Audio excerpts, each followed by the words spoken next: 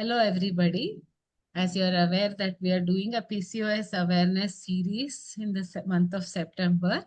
So we are exploring more and more questions that we usually get in our practice.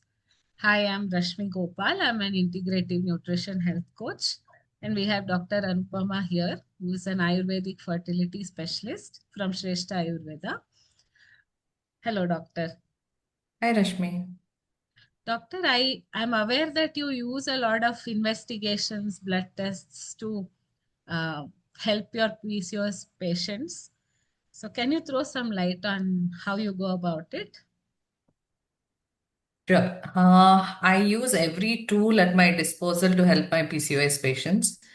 And blood test is one of them. Like I have said in the previous videos as well, it is useful to understand what kind of PCOS the patient has and what specific hormone imbalances the patient is struggling with at the moment because it can keep changing.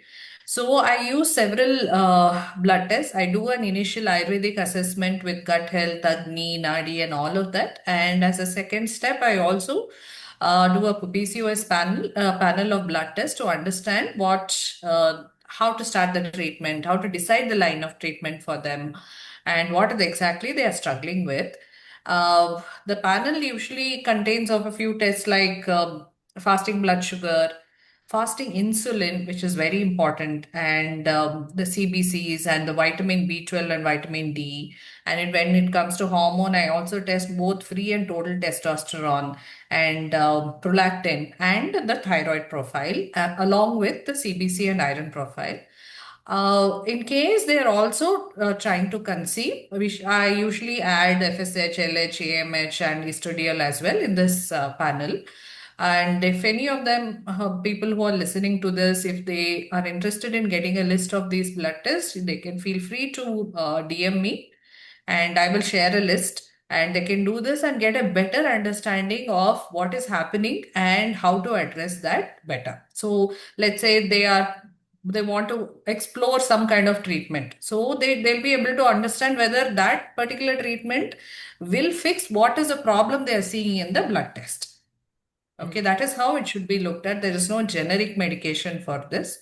Okay, so I use this as a good tool and I also repeat these tests, not the entire panel. If I see any deviation in these blood tests which we have done initially, and after 3 to 6 months, after tracking the results, tracking the benefits or not being able to see benefits, I do repeat this to see where the patient is right now, and if necessary, do additional changes to help the patient get better results, get it sooner as well. And I know that you also tweak your diet advice, and also make the plans around these blood tests. Do throw some light over it. Yeah, doctor, yeah, when I see some, like you mentioned, the same parameters, like serum insulin, for example, is a very important parameter where we can see that there is a lot of difference that can be made with respect to changes in diet and lifestyle.